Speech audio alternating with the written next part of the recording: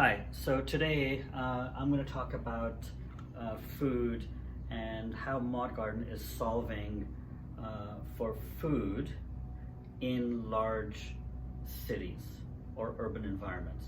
Doesn't have to be a large city. We consider a city 1 million people or more. So to frame the premise of food, I want to anchor your mind to understanding, well, what food is, because what we're solving for needs to matter to you in your mind. First, a definition of what is food. And I'm going to answer it very simply by saying there's a phrase out there that goes, let thy food be thy medicine and your medicine be thy food. I'll let you think about that. I'll just stop there. Basically, food can be medicine if it's in its purest form. Why do we eat? A lot of people eat to fill up their stomachs and to not feel hungry. And when you take that approach, then you'll pretty much grab whatever is on the store shelves or in the restaurants or what have you without much discernment. But the discerning eater, or the person who cares about what they put into their body, is looking for food as nourishment. Nourishment needs to be defined. Nourishment is nourishment of the body and your cells your body at the cellular level. Getting the minerals into your cells is really what nourishment is at the end of the day.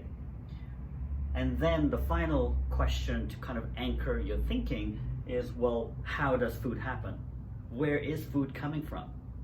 And to kind of give you an idea of why this is so important, things have changed over the last 100 years. And so I want to take you on a little bit of a journey or tell you a story about what has happened to food from 100 years ago to now. And the way I want to do that is by describing 3 possible scenarios. The first scenario is an agropolis, the second scenario is a petropolis, and the third scenario is an ecopolis. An agropolis is simply a term that I use. The end is the end of a metropolis, if you will. Agropolis implies that it's an agrocentric society. So this was pre-100 years ago. We used to live in agrocentric societies. Communities surrounded farms.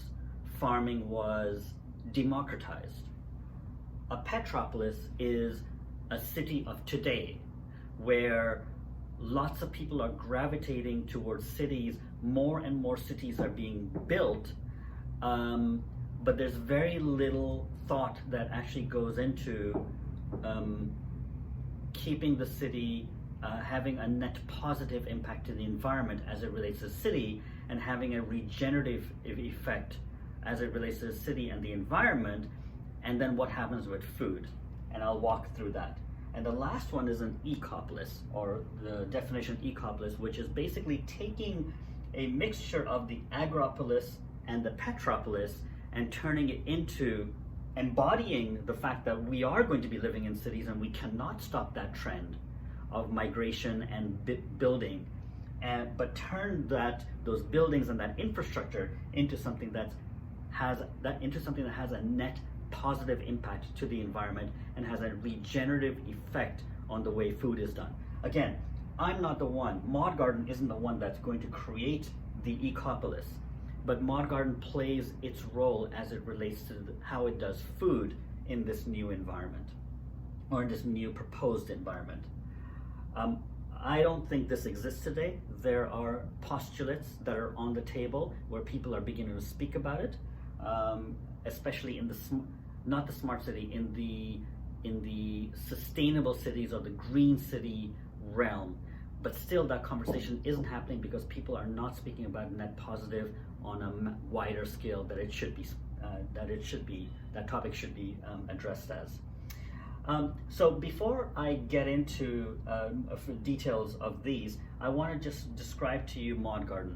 Modgarden, this talk goes in conjunction with another pitch or a talk that I do as it relates to the solution that Modgarden brings to people, to cities. Our entry into this vision is through two initial products, and they're direct to consumer products. We're addressing this in a D2C or a direct to consumer manner with the introduction of a tiny farm product, an appliance that goes in a condo or a home, and then secondly, a soil product where we are coming back to the way we were 100 years ago when we were eating from soil. We've created a soil that embodies the principles of the soil that existed 100 years ago. It was pure, it was organic, it had no inputs, and therefore it had higher nutrient and had balance in terms of the living ecosystem that existed inside the soil, and the plants that grew in the soil as a result of that living ecosystem, and what happens to the plants and what happens to people and human health. Okay, so we are going to talk about the agropolis. An agropolis, or an agri-centric society, where farms existed as the center of society. And that's largely because people cannot survive without food, and people had to live near farms because the main mode of transportation was animal or walking. And so people had to, out of necessity, exist around farms. Now, the profile of this type of a society, this type of a community, is that food is democratized. Again, we're speaking about food. Food was highly nutritious because food got to you within 2 to 4 hours and without much processing. Hardly anybody touched it. You had the farmer, the harvester touch it, perhaps the farmer packaged it, and our mothers delivered it. And within 2 to 4 hours, the food was on your dinner table, largely speaking. At that time, there wasn't a concept of inputs. The food was produced biologically. That's another name for our modern day organic. Food at that time was abundant and largely affordable.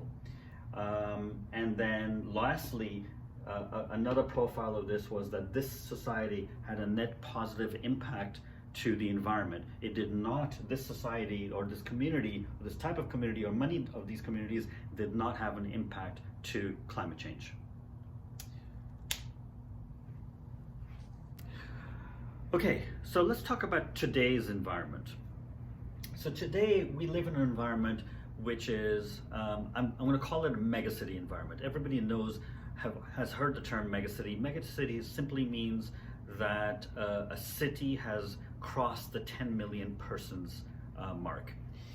We will have 50 megacities by the year 2050. 66% of the world's population is going to be living in a megacity. This has implication to the resources around the megacity on the earth, and the demands of these megacities are only increasing in terms of the resources that we demand from outside.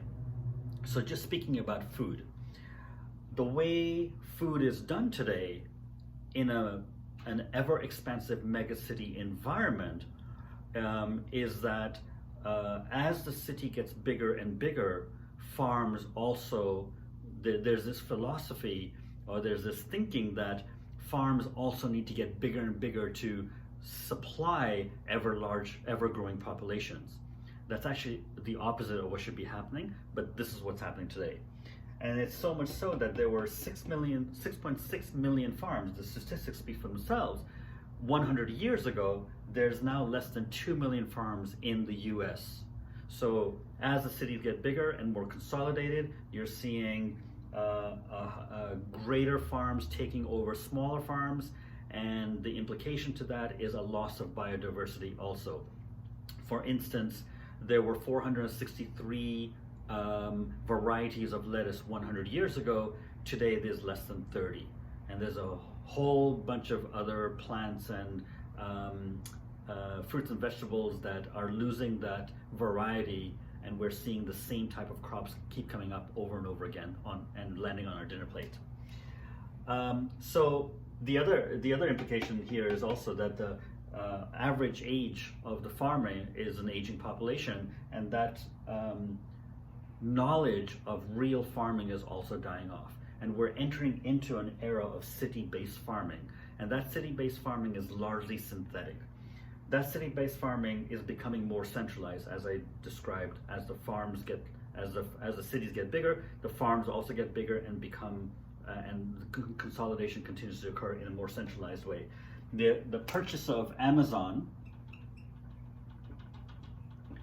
of Whole Foods, is a testament, is an indication of how food is being treated as a commodity. Amazon sells commoditized goods. They have bought Whole Foods, and they will take a similar approach to food, just like they do with a cell phone case. So farming is becoming more centralized. The way farming is done and the way food is done is it's highly processed. That means that the food in a highly processed manner is going to have lower nutrition.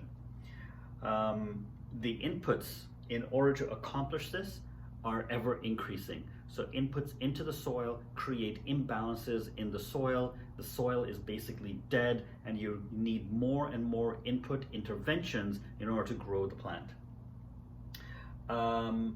The supply chain right now, if I were to ask you where that lettuce came from, it's very murky. We have no idea how the food was harvested, what the inputs were, and what the hops were along the supply chain before it landed on your plate. On average, it takes 5 to 10 days for food to land on your plate, and between 15 to 33 hands that have handled your food before you put it into your mouth. This all has a net negative impact to the climate. As more and more of our farmland and soils are treated in a factory or industrial-like manner, the less living ecosystem, the imbalance in the ecosystem in the soil becomes adverse, and that leads to erosions of soil and a lack of sequestering of the carbon in the air, and that has a net negative impact on the to the climate. And lastly, food is getting expensive. While conventional food might be cheap or affordable, for instance McDonald's, the purer food or the purest food is more expensive. So organics are getting more expensive. They're almost double the price of what you would find at any grocery store over the conventional. So what is food in this particular scenario? Food is less nutritious. In terms of why do we need to eat, we're not getting what our bodies demand on a daily basis, and that is showing up in the chronic disease rates that are showing up across the world, whether it's Alzheimer's, whether it's cancer rates, heart disease, diabetes, you name it, including mental health.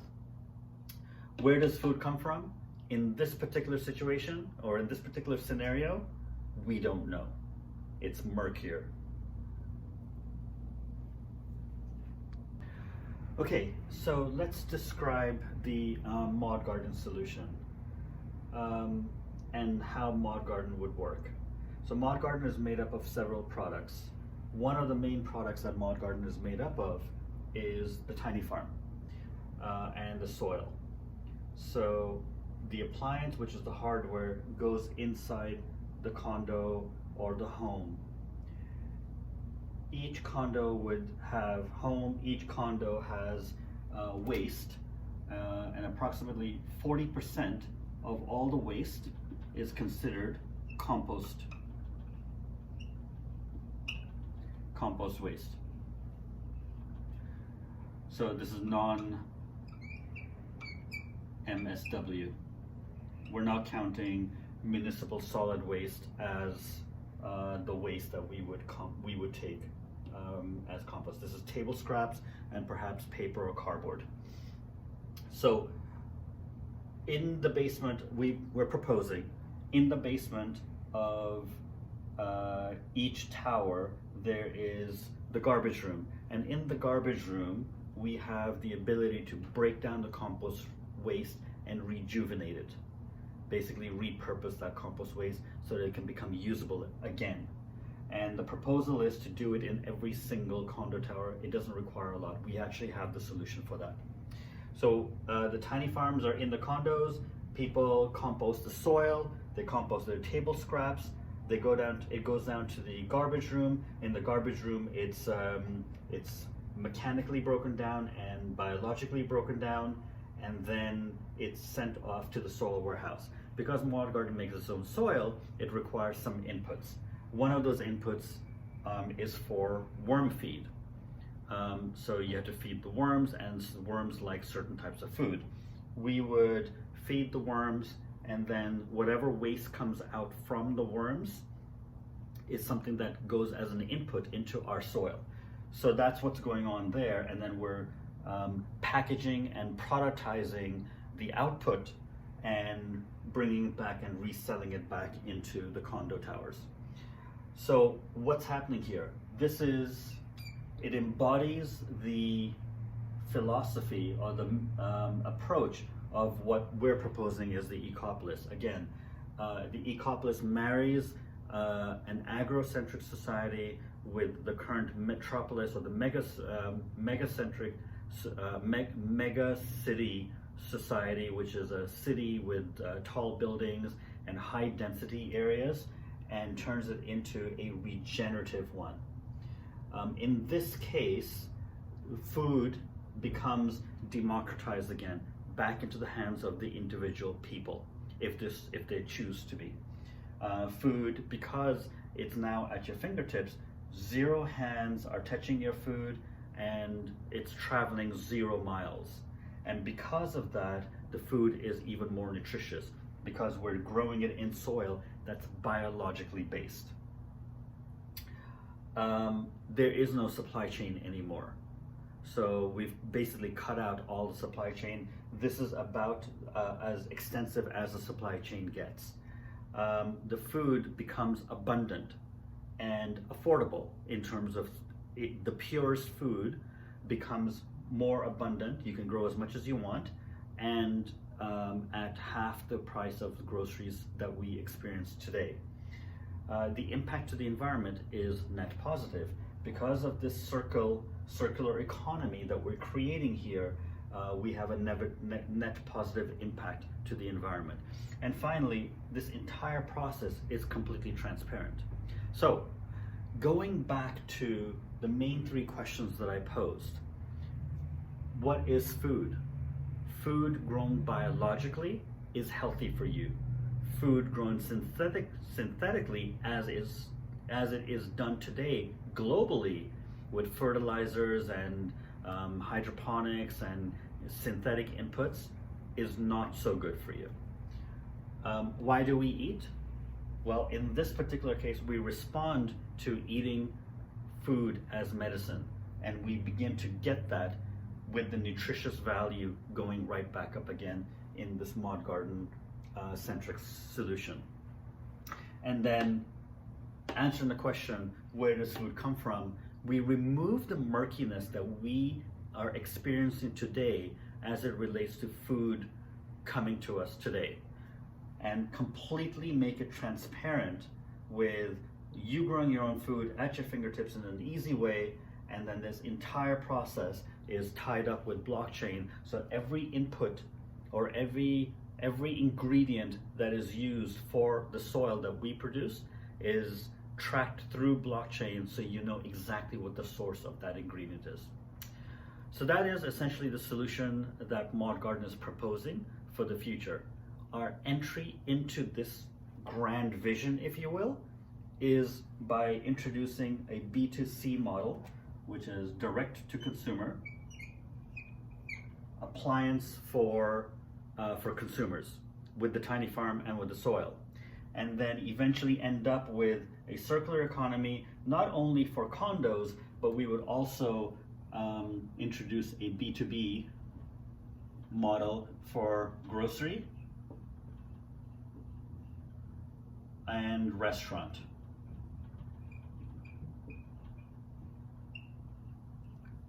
And this would also be done in a circular economy way. I'll leave it at that. Thank you.